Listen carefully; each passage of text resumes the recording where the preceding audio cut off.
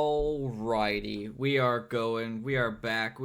We're rolling. Welcome back to the Movie Well Marathon. I'm Andrew. And I'm Mac. Heckin' yeah, and we are Woo. on Superman 3. Uh, Mm-hmm. yep, yeah, we are. We did Direct. it. We did. We watched it. Director Richard Lester came out June 17th, 1983. Oh, Richard. Oh, mm-hmm. Starring, of course, Christopher Reeve and returning for a minute, Margot Kidder as Lois Lane. Jackie Cooper as Perry White and Annette O'Toole technically returning as Lana Lang because she was Lana in the first one. We've Oh, also good. got Pamela Stevenson as Lorelai, Robert Vaughn as Ross Webster. Oh, sorry, my dog is stepping on me. Mark McClure as Jimmy Olsen, and of course Richard Pryor as Gus Gorman. So All those characters are they characters are in the in they are story. in this movie, yeah. Mm-hmm. I have never seen this one all the way through. I've seen Oh, the really? never all the way through. I've seen like the first 30 minutes two or three times. Long time ago. So this I went in with Mm-hmm. almost fresh eyes. Uh it's a so I yeah.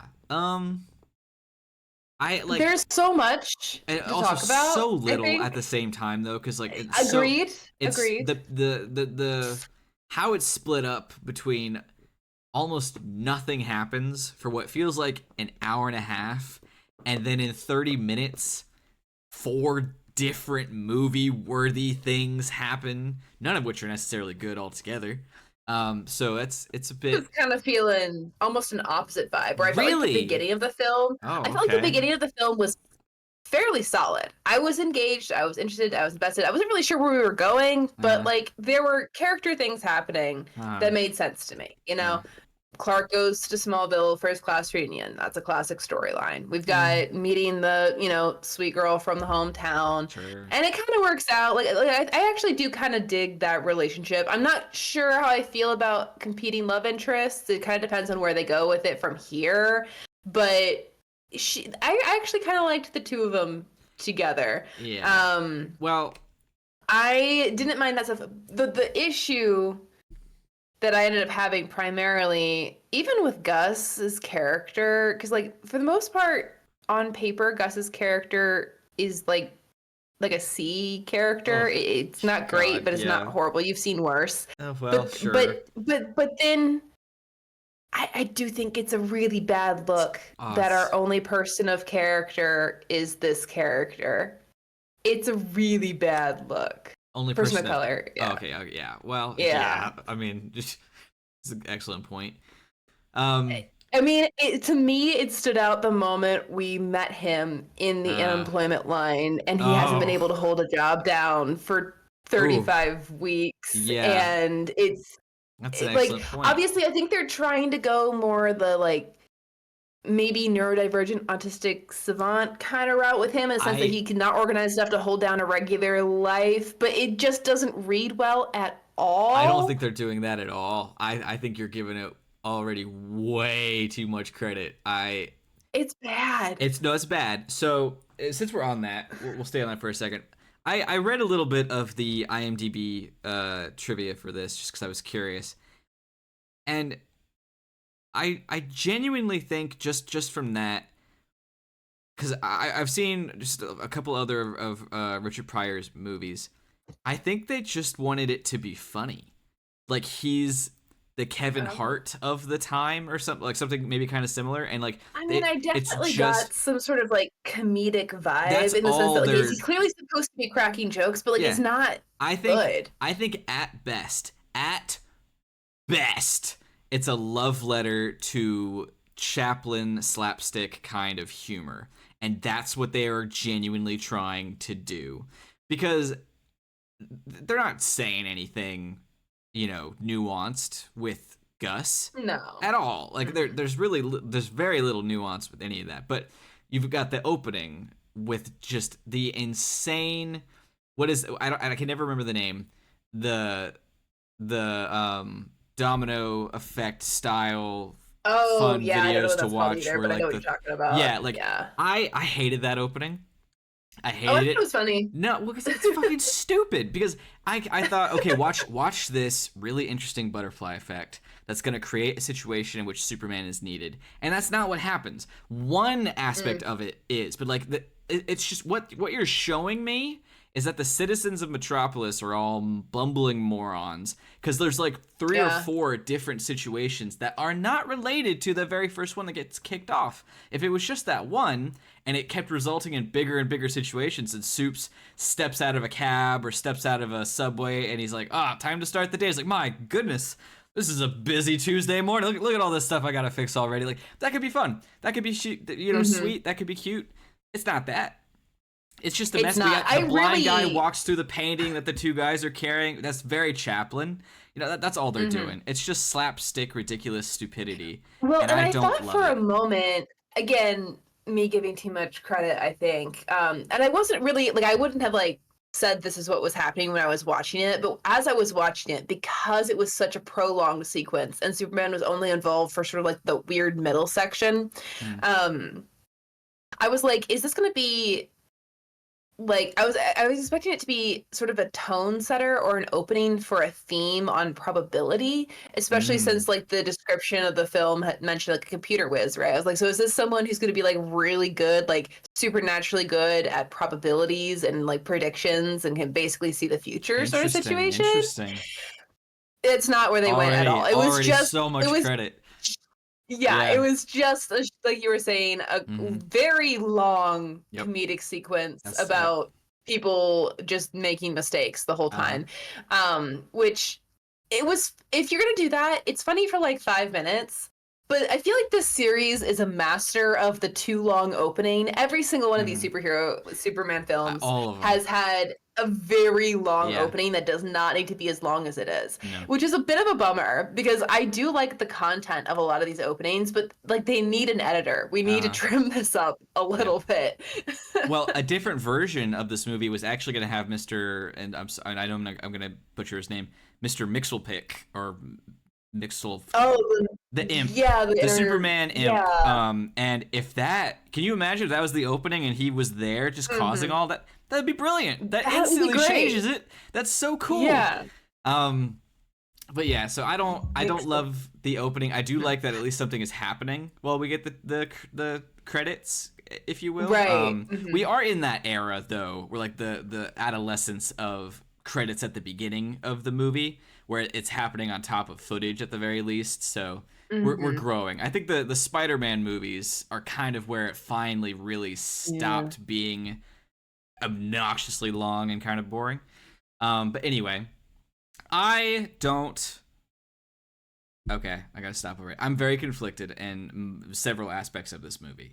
I don't Mm. love the love triangle anywhere ever. Okay. Period. Any media, I hate it. It's dumb. And for one, like from a personal standpoint, I don't like love triangles. I think it's Hmm. ridiculous. Like after you're like past 15, like stop Hmm. it. You're either into this person or you're not. People shouldn't be doing this weird back and forth, whatever. When you're an adult, especially, it's stupid. And I think it's rough when one character, if we're gonna just accept the love triangle, it's rough when one character is so obviously better than the other. Because Mm. I don't like, from a Superman fan point of view, that Lois Lane is written out of the movie. Don't love that the real Yeah. world reason for that is because she criticized Warner Brothers for firing Richard Donner, and so they wrote her out of the movie. Don't Oh, love I that. didn't know Yeah, that. don't love that. However, I don't love her interpretation of Lois, and I love Lana Lang Mm. way more Hmm. because Not a great match in she's a this film. It's really kind of annoying. and the biggest thing, she likes Clark. Yes, She don't I give wrote down the line. What's the line? yes, Superman is wonderful, but Clark, you're the best. yes, yes, Ugh. yes. Lois couldn't give a fuck about Clark Kent. She's made that so explicitly clear. It's like, oh It well, was to the point where it was a confusing plot point in the last film he was like, we were sitting there talking like, this doesn't make sense for you to get rid of Superman. Superman is the only one Lois is interested in. He's invisible to her, and with Lana, she's into Clark Kent. She was into Clark Kent as he was. She's in the Clark Kent as he is, and he's also so clearly relaxed with her that he's not even full-blown bumbling Clark. He's like normal Clark. And I understand. In fact, there's kind of a reversal, honestly, where like obviously I think Lana's supposed to be at least a little bit compared to Lois in terms of like the independence, right? I feel like Laura, there's a chance with a hometown girl next door competing love interest that we have sort of like a critique on Lois's character, and I do not think we get that with Lana, which is actually kind of amazing. I know. But we do get a bit of a role reversal when we first see the two of them interact in this film, where Lana's the one who's sort of being a little bit of a bumbling, over-talkative person, flustered. And Clark is the one who's helping her out. Clark's the big city boy. He's the cool guy. Yeah. No, yeah. It was sweet. I liked it. And I understand there's a little bit, because I want to make the point where, like, you smack Clark and be like, why are you going after Lois? She doesn't give a shit about you. You have this lovely lady who likes you for you. And, you can't force people to like people. You like what you like. Sometimes passion, love, whatever. You can't help it. However, it's made very clear in the first movie and in this movie that he likes her too. Why, why is this ever a love triangle situation, Clark? Why? How? Well, I didn't really read it as a love triangle situation until the very end. Sorry, yeah. And I mean, in the comics at large, Lana and Lois are used to create Superman love triangle stories, and it's like this movie I ship those two so hard. I don't give a shit about Lois. And like in this universe, this franchise. In this very specific context, I do agree in the sense that like, we ended the last film. The last film was essentially Lois and Clark, the tragedy, right? Like where they genuinely tried to be together. It was difficult for both of them. They do end up kind of like saving the day together at the end of it, but the situation that they're left in is so unmanageable for both of them that Clark takes Lois's memories and has to live with the tragedy of their separation forever. Yeah. And we can talk about the morality of that back and forth all day, but the point is, like, they aren't going to work out. So the fact that, like, I kind of appreciate, I guess, the integrity of not starting this film with Clark and Lois flirting with each other, or even Clark kind of, like, being interested in Lois. They start this film, and I feel like in the Daily Planet scene we get with them in the beginning, they're not really into each other. Yeah. Like, there might be, like, maybe some low-level flirting if you like really kind of read into it, but for the most part it's just two people who are coworkers kind of going back and forth a little bit. And which means in my mind Clark is like a free man, essentially. He's a free agent. So when he goes and he meets up with the high school sweetheart, it's not a love triangle. It's just the man pursuing a new love interest. And I felt like that was actually handled really well. I don't even really mind the fact that Lois clearly gets jealous at the end of the film, because I feel like, it's a little love triangle-y, but it also kind of feels like that's what the character would react like. The idea of Clark having a girl would kind of throw Lois, I think, just because, especially since her memories have been taken. Well, okay, right? because the memories thing, it makes it interesting. But without that, it makes me like her character less, because she's like that person who's like, I won't date you, but I also don't want you to date anyone else. I don't like that shit. Right. That's toxic. In Lois's current mind, she and Clark have never had a chance. I guess, but like, I don't think she ever wanted a chance with Clark. I think it's supposed to be one of those situations where, like, she consciously hasn't considered him, but is on some level, like, attracted. Because, like, the idea is, like, Clark and Superman are still kind of the same person, right? Maybe in her subconscious mind, I guess, but I don't know. I think that's we don't know that for sure, and so I don't personally feel like we should consider it. She is so insanely in love with Superman that it doesn't make sense for her to even think of Clark, and like That's a good giving point. her the credit of like That's the way there's these no movies have presented it. right, like there's no reason to think that she'd think about him because she's always thinking about this other guy. So for her to then be annoyed that this other guy that she doesn't think about maybe has a future partner here, and she's annoyed by it, it's like, can you pick Lane, Miss Lane, please?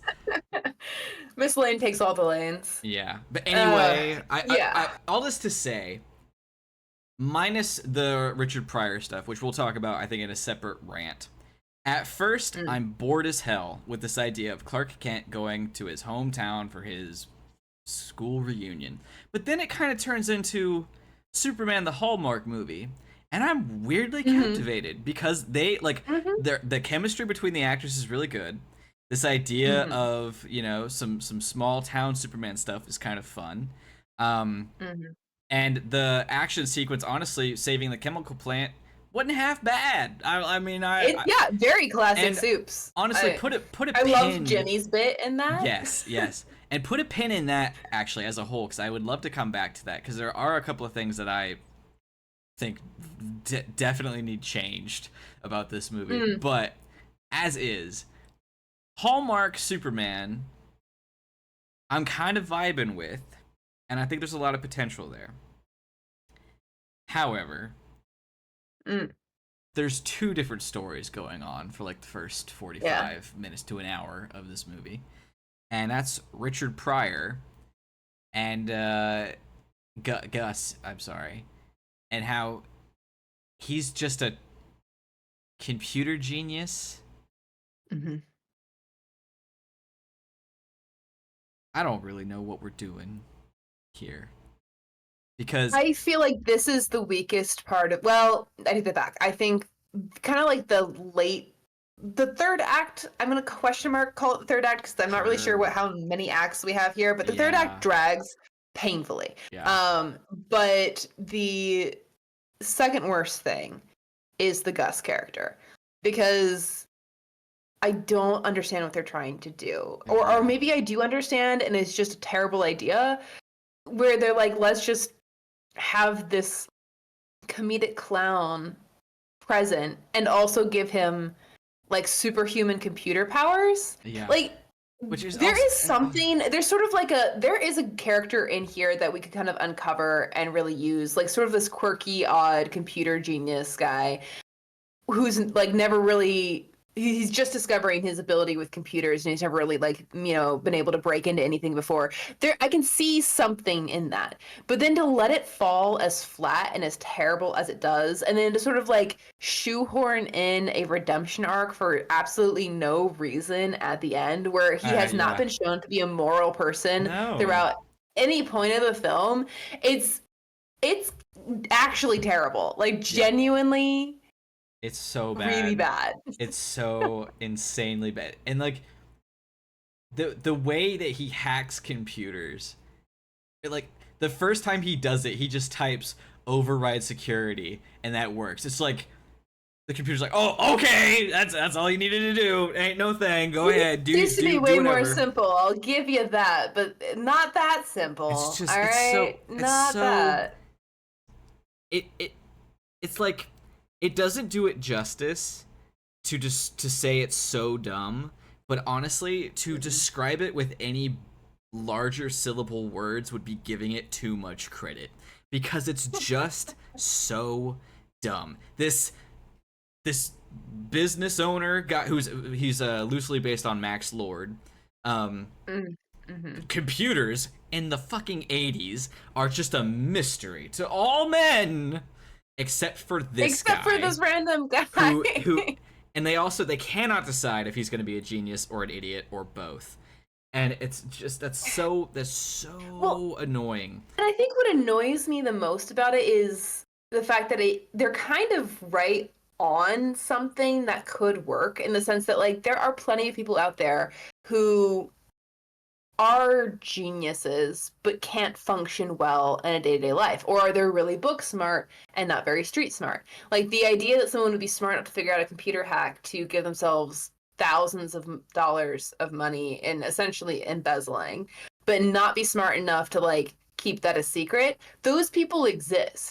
Those people exist. We see them all the time, every day. So I don't have a problem with necessarily that kind of choice. I have an issue with the fact that whoever wrote the character gave zero thought into what kind of intelligence the character would need to be a smart computer hacker, and just basically gave them like this supernatural ability that every time he touches the computer just does what he says. Right. Which means that he doesn't actually need any level of intelligence to accomplish the task. It's just him sitting at a computer making a bunch of mistakes, which is then driven home by the point that the next time we see him with a computer, like the second time, or maybe, well, it's a little bit further than that, but like in the middle of the film, he sits down at the computer he's going to use to hack the world. I know. Drunk. Yeah, I know. And like, as funny as that sequence is, because I do genuinely find it kind of funny. Because like, I mean, like the little crosswalk guys fight. That's funny.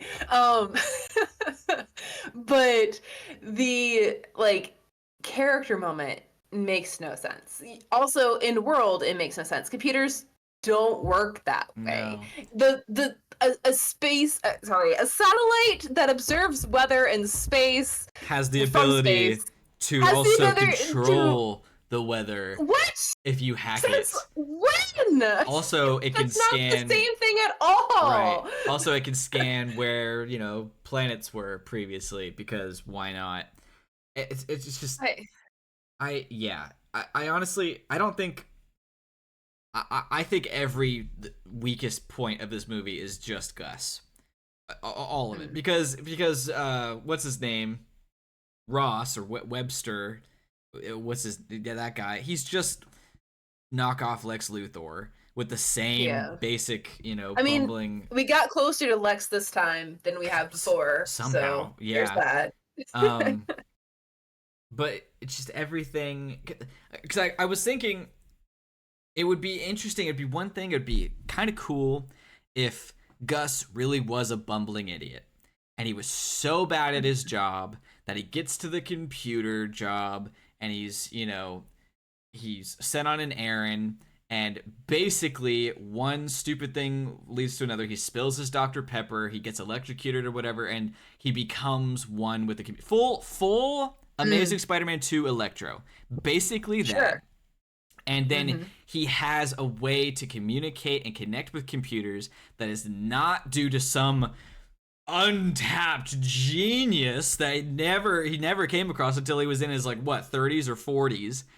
And it's a power, and that's one reason why. It's like he can talk to them, right? That so would make sense. He has influence over computers, and I thought it'd be cool if, as time went on, he became more and more computer. But I also thought, you know what? It's the 80s. They can't do that. It's probably a bit much to expect them to make a humanoid computer monster that probably wouldn't look really cool.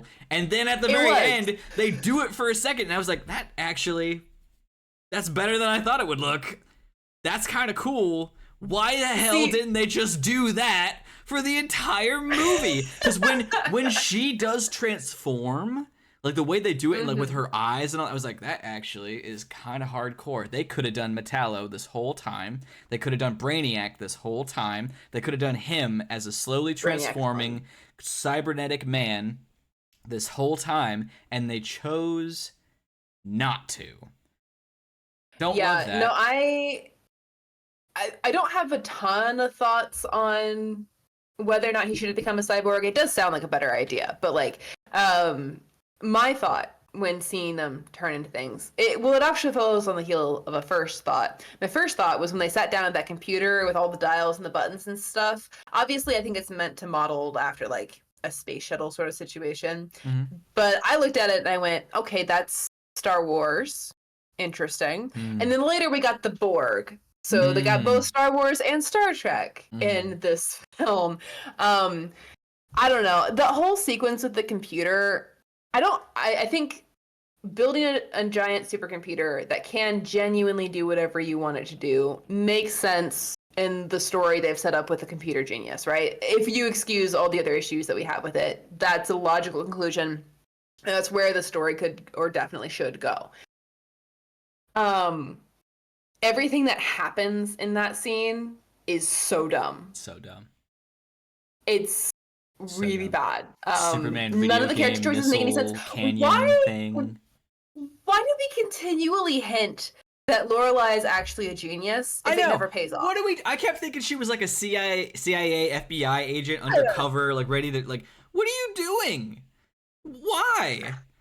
For what reason? Also, she and Soups totally boned, and it's like one of the only funny jokes. Superman is back to being normal Superman. He's the big blue Boy Scout, and she's like, "Hi, honey." He's like, "I don't know you, lady." He's like, "Whoa, god damn, dude! Like, take a breath."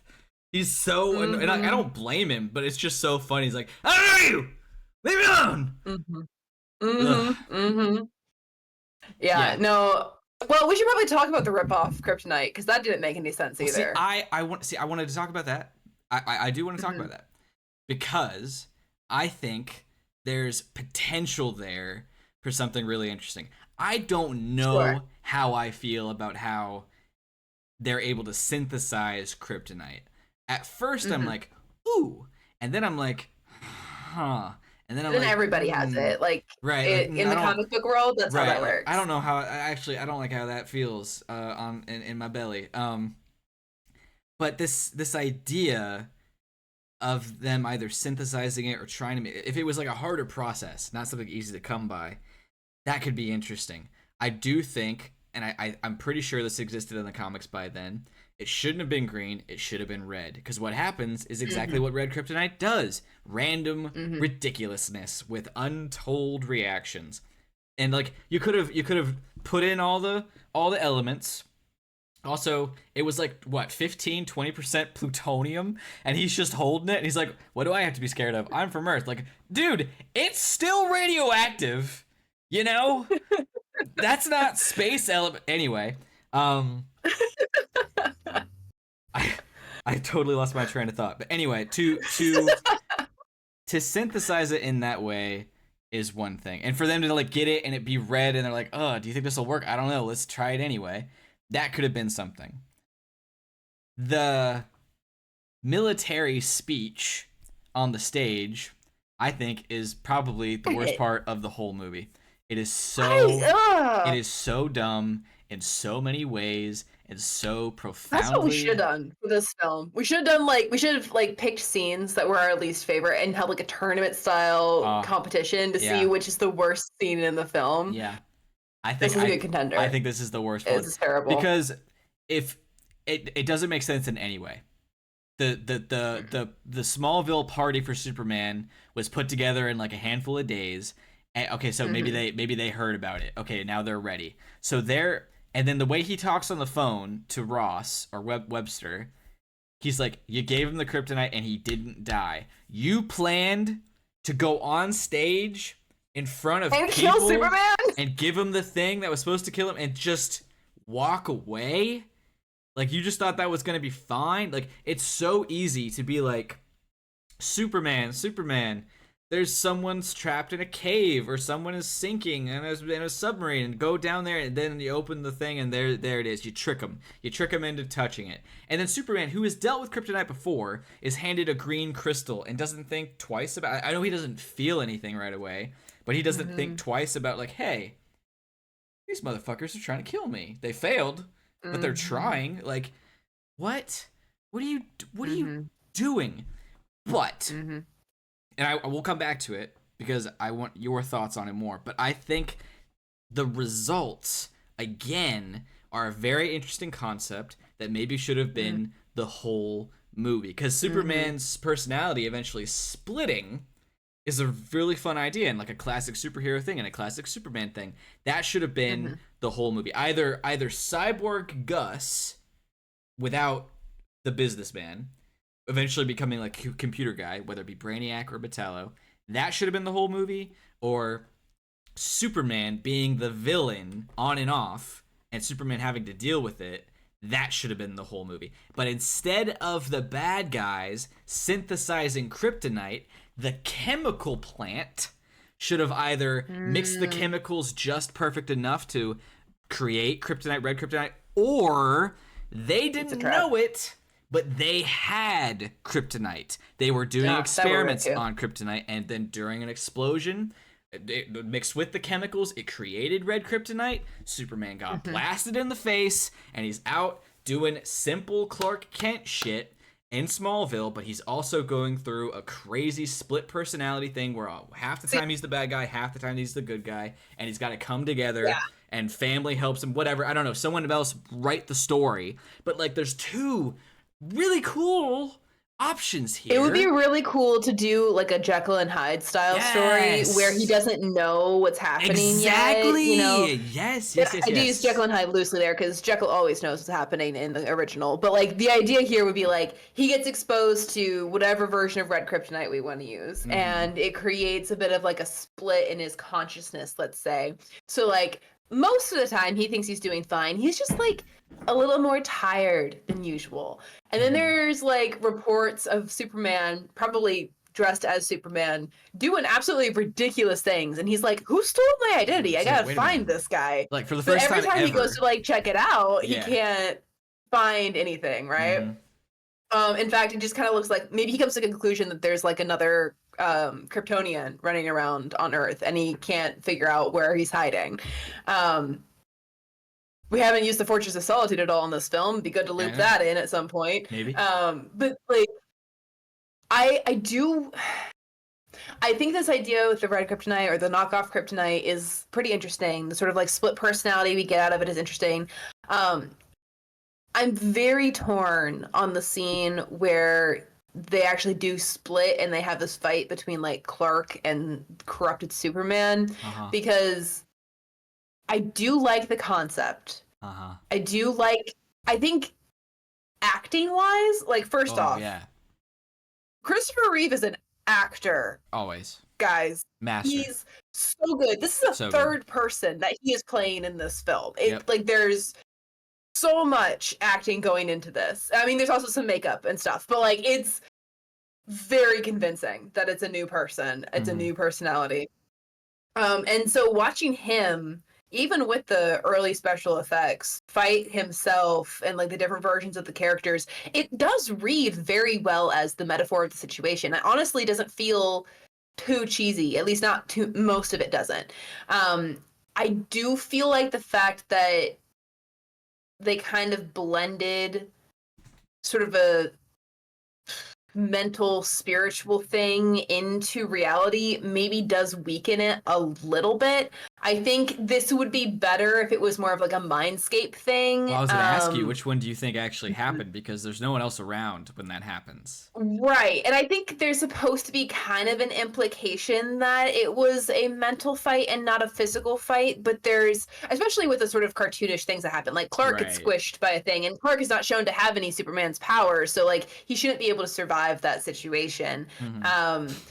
But so like there's good arguments that this is supposed to be like a mental fight anyway, which helps it in my opinion. But I think the final ambiguity, like the way that they just kind of leave it without specifying, there's no like significant color changes or anything. And these films use color very cleverly, so they could have done that if they wanted to. I think it would have been stronger if it was made more obvious that it was some sort of like metaphysical thing rather than a literal physical thing. But I don't know. It does, like that scene almost works. I think like most things in this film, it's just a little bit too long. Like I think we can get the point a lot faster. And I do want to like, I guess put a little bit of like a disclaimer out there. I'm not someone who doesn't want films to pace themselves. I think spending good time on moments is important. In fact, it's actually one of my critiques for like the Disney live actions. I feel like they rush through every important moment. But this, like the Superman films in general, I think are more or less universally guilty of just spending too much time on sequences.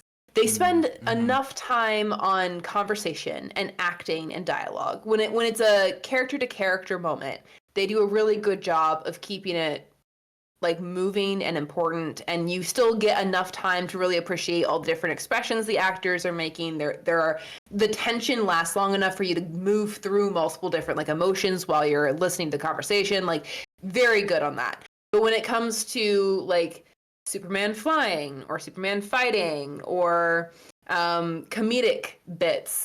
They just linger too long on those things. Most of them could be trimmed up by like 3 to 5 minutes, if not more, and it would still be just as effective, I think. I could see that. I think the end fight could be left alone as is if it was the climax of the movie and not the first of like 4 different action sequences that also like that don't really come together in a way because like no. the evil Superman is just there to kill time while we build this computer. Because like the evil Superman is an accidental outcome of what they wanted to do, and they take advantage of it, but that wasn't the goal. And then he just kind of gets over it, and they were prepared for that, as if they knew that was going to happen, but they didn't. Like there's so much just yada yada-ing and just moving on to the next thing, and like why is the supercomputer out in the Grand Canyon? Like why did we have to do that? What was the point of that? Also, why if we're doing AI, why aren't we doing Brainiac? Why aren't we doing seriously? Metallo? Why aren't we doing? I wasn't certain of the timeline in terms of like when Brainiac was introduced, but I assume Brainiac was a character before this film came out. And it was an option. They thought about it. Like it was a different draft of the movie, as well as a love triangle. Wait for it, between Brainiac, Superman, and Supergirl. This version of Supergirl would not have been his cousin. Really glad they didn't go with that. That would have been bad. Oh.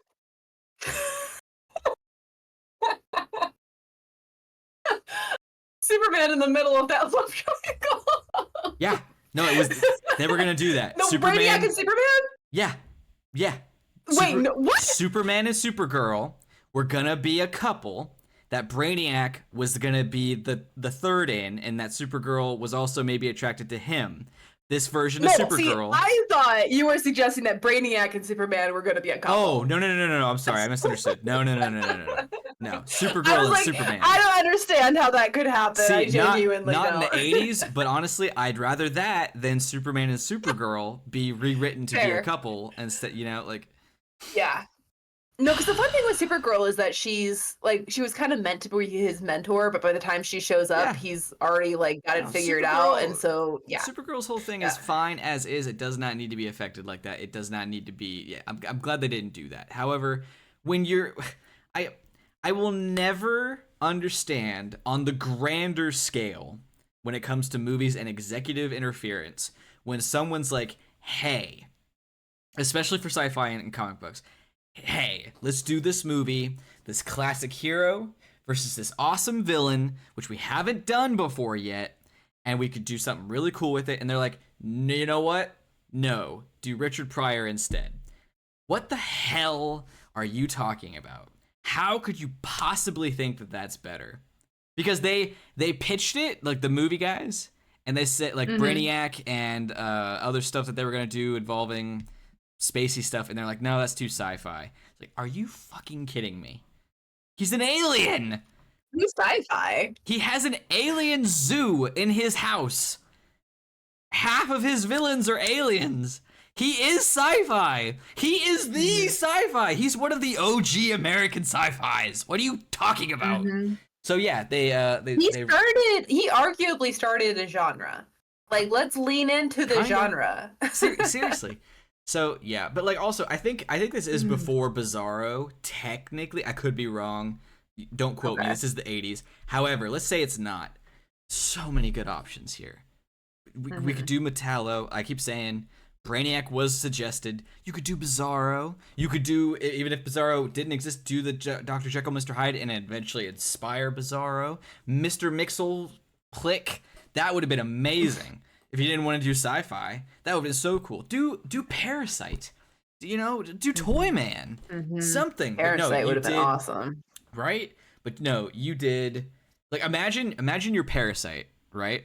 And you don't know.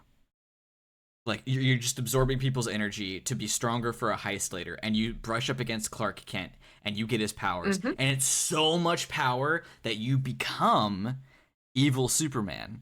Like you get full blown like memories, the mind, the powers, and so there is an evil Superman. Like, and I'm thinking modern day, right? The trailers make it look like it's Bizarro, but actually it's Parasite. It's Parasite the whole time. It was a twist. You didn't even know it. Like, I'm sorry. I need to focus. I have nothing else to say about this movie. There's like nothing else to talk about. It's so dumb. The skiing on top of a building is so stupid. This Max Lord knockoff, who isn't Max Lord, is so stupid. The things they do to like sort of express the waste and luxury that the what's their faces have, the Websters. Yeah, sure. Like the fountain in a carpeted office that then flips up and becomes a map of the world, a Just naval map of the everywhere. world that can trap ships. I know. I was like, just throws water all over the carpet. I'm pretty sure it didn't like drain it at all. So you just drop it all in that little like valley that you have for the flipping feature. Yep. I mean, I do kind of. I kind of see what they were trying to do with like the ski slope thing in the sense of like excessive wealth and luxury. Skiing is like a symbol of that. You put it on top of their skyscraper, you really drive it home. It's cartoonish, but this is it's so story, cartoonish. You know? But it feels like a lot of it was not really thought through. They're like, let's just do this and let's do that and let's do this as well. And then let's throw Richard Pryor over the side of the building and have him just live. Because what? I was excited when this film started with the focus on Jimmy because I thought we were going to get more of that, and then it just went off the rails. It really did. Because like the strengths of this film, Superman fighting himself, Reeves acting top tier, Lana and her kid, honestly, like top tier stuff. Jimmy, he's fun. I think Lois could have been fun, but honestly, I don't see how well she fits in with the story with like Lana and all that. So like Lois asterisk. So you can make it work, but I don't know how well. And then honestly, like if we want to go the computer route, you could do something with computers. Sure. You know, you could do just something. Not this Gus thing. No. Gus's character needs severe reworking in order to work at all. Right. And that stuff right there can make a film, especially if we want to go with like, let's say Lois and Clark are not going to work, at least at this point in time, based off where we left it in the last film. We want to be honest to that conclusion. We want to hold to that continuity.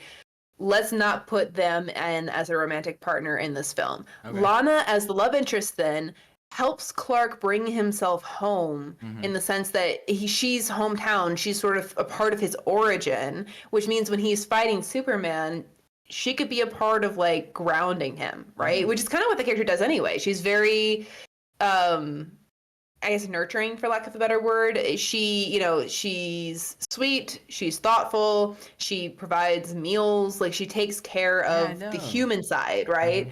So like you could really do something with that.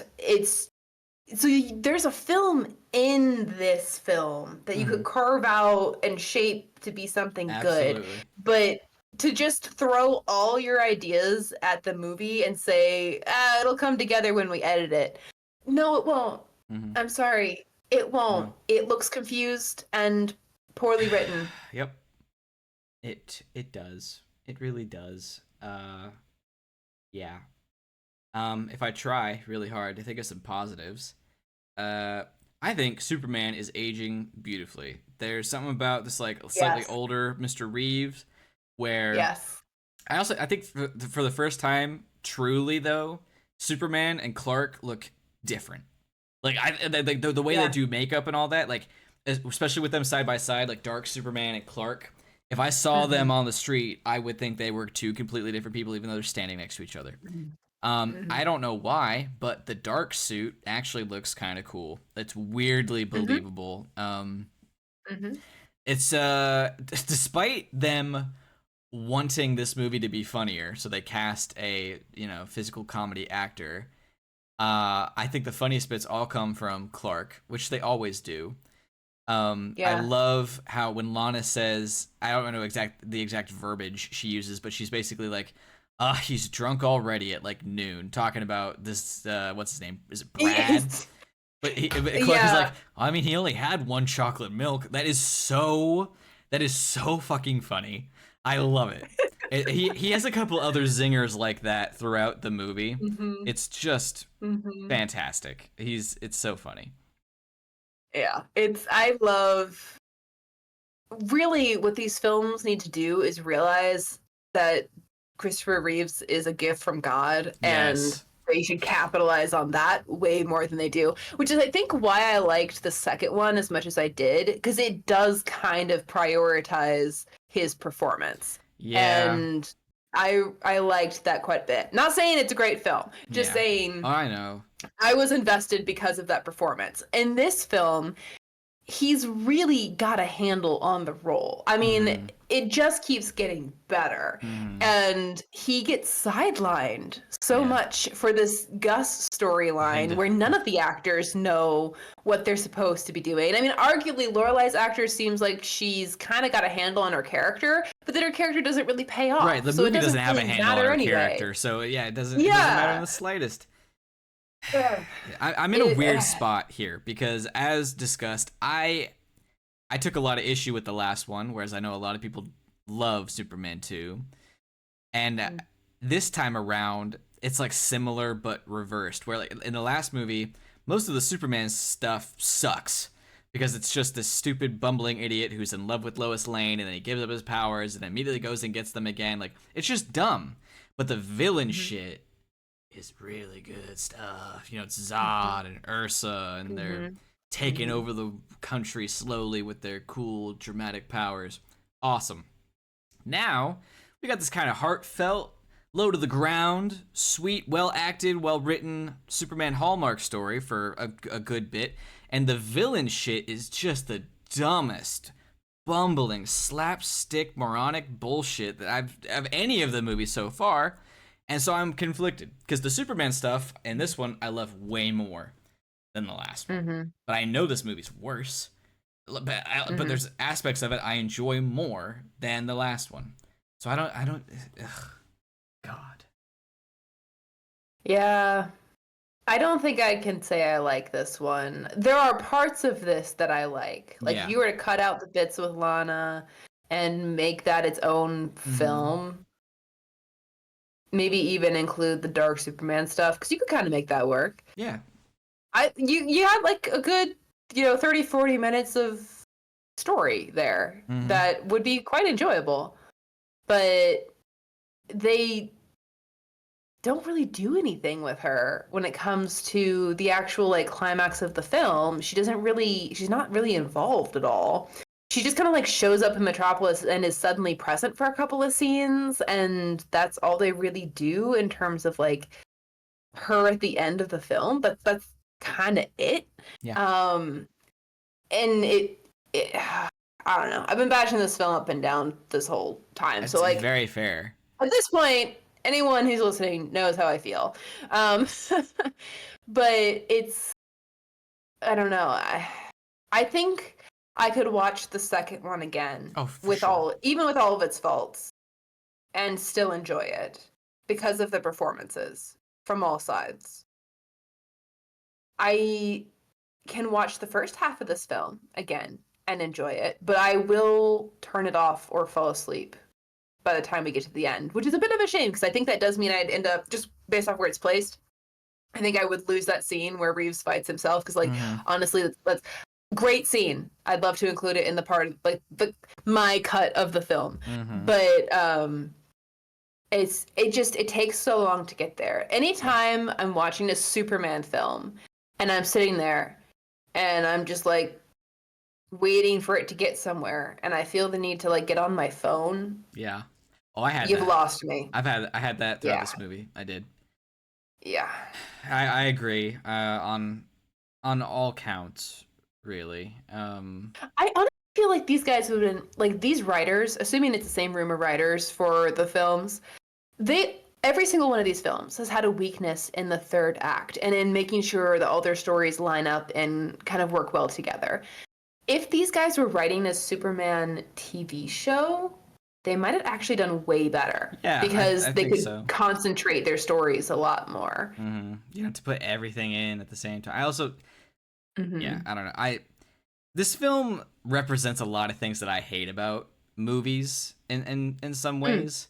One of which is just the what I call the Abbott and Costello meet the Wolfman thing. Like to take a concept, whether you think that comic books and Superman and all that is childish or not, to take a concept in a series in a movie that let's say was at least at the maturity level of 15 and up and to just make it 7 years old is just it's sickening in my Hmm. mind. It's unnecessary, it's dumb. I don't understand why the thought process is not naturally let's go cooler.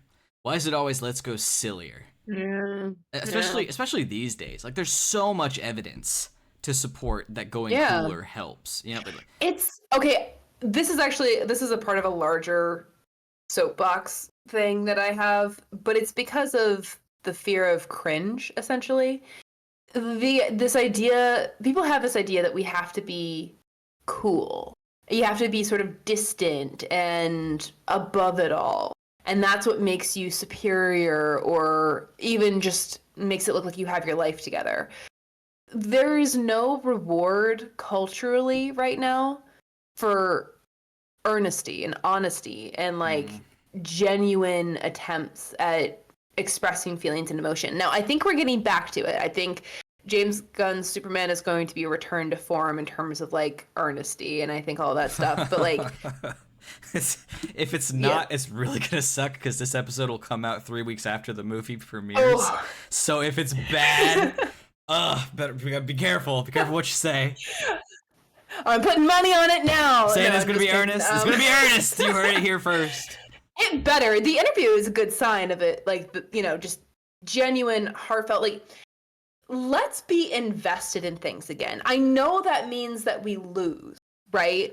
But I think a lot of the breakdown of just like society and storytelling in general right now, the fact that we have endless sequels and like retellings is because no one wants to own up to their own personal experiences to tell who they are in story form.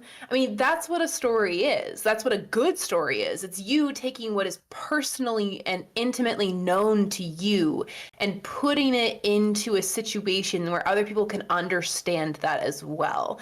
And you cannot do that if you're trying to win social interaction. Like Mm-hmm. if you are trying to be like the coolest person in the room or the smartest person in the room or the person in the room that has no weaknesses and no vulnerabilities, you can't be honest in the way that you need to be honest to tell a good story. So instead of telling good stories and taking that risk, people are just, let me take this movie that was cool when I was a kid, cycle it through the story machine, give it some Mm-hmm. new vibes and throw it back out into theaters, which, I'm not totally anti all that stuff because I like a good sequel. I like a good retelling. I'm actually kind of a sucker for retellings. I think that it can add to the story, but you have to be genuine with it. You have Yeah. to add something honest to Mm-hmm. it. And I don't know. I don't know where I'm going with all this. My point is, cringe culture is killing storytelling, Mm-hmm. and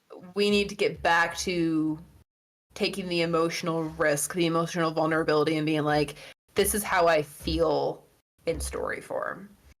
Sure. I agree with that. I just think it should also be mixed in with can we also make this badass? Like does that make any sense at all? Like there I are suppose. there are character driven, heart driven stories, but they can also be badass. Thunderbolts I think is a fantastic example. And while that is Okay. recent, it's been done in the past and I think it could easily be Mm-hmm. done in 1983. It could have been done. Yeah. Like Especially with the performances that you have, man. Like, because again, I'm gonna harp on this. Maybe my takeaway from this movie is that Christopher Reeves is a fantastic actor, but like we've been saying, he has the acting chops to nail the dramatic elements, the important character moments in this film.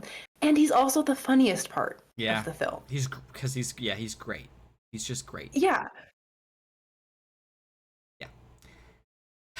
I'm sure there's a lot that Gus did that I'm forgetting that we could have talked about because it's so awful. And I couldn't get over how truly unfortunate it is that he's the only like character of color in the story. Yeah, I mean that is awful. I also couldn't get over how Superman lets him off and gets him a job, and he was just like, nah, fuck that. I know. What is the point? Right, I don't understand. How do you want us to feel about this character? Were people Let's really start rolling? From the very first scene, I didn't know how I was supposed to feel. Right. Are people really rolling and laughing and just on the edge of their seats with humor when he rips open his shirt and is surprised to find he isn't wearing a Superman uniform? Like, what are we supposed to take from that? Is he an idiot or not? I didn't find anything he did funny. I also I might regret this. I might regret sharing this. I thought for the longest time until relatively recently that Richard Pryor and Steve Harvey were the same person. I didn't know how old, because I'd seen that movie The Toy and the opening of this. I didn't know how old Richard Pryor was, and I don't know how old Steve Harvey is. I just thought they were the same guy. They had like the same stupid vibe. They got the same mustache. I just thought they were the same person. That's a flaw on my part. I shouldn't have assumed. I understand the implications there. I didn't. As far as I know, it wasn't coming from that place. There are a fair amount of celebrity lookalikes. I don't know. I mean, I'd have to look up pictures of these two before I judge you too harshly. Richard Pryor in this is probably at youngest, I would say, like 30. He's probably older than that now. So in 1983, so it's like 40 years later, he'd be like, that would mean that kid? You don't know how time works. If I thought they were the same person, that would mean Steve Harvey's like 70 something. So yeah, I didn't think that through. 50s? I don't know. I have no idea. Yeah. I'll check real quick. But yeah, for me, 'tis not a whale at all. No, not a whale. I don't even want to try to give it a whale. Like, no. Again, I think there are scenes that if you cut out and chop together, you could kind of come up with about an hour's worth of good content. It just wouldn't be a complete story because rather than focusing on the good stuff they have, this film just completely throws everything into the worst storyline that they have. And it's rough. Yeah. Okay, quickly, in my defense, apparently, if you Google Steve Harvey, Superman 3 does come up. So some people, I'm not the only one, other people did think, and he's 68, so the ages actually do line up. It's possible. It could have been him. I'm not entirely crazy. Anyway. Yeah, so the unfortunate thing here is that the next one is, from what I've heard, the worst one. So it's just continuously bad. But we have decided we are doing Superman Returns, correct? We are, yes. But we're not doing Supergirl, which is canon in this universe. I don't have access to that one, but I can figure it out if we wanted to do it. I'm not pressed. I was just curious because I do. There's a lot about Superman Returns that I do like. So it'd be kind of fun. I mean, either way, we'll end with that one because Supergirl, I think, actually happens between this one and Superman 4. So we're definitely not doing The Flash. If anyone wants to consider that somehow canon to Superman because we glimpse that god-awful CGI resurrected universe. No, it's not happening. Let's not. Let's not. Cool. I think we're done with this one. Yeah. Cut.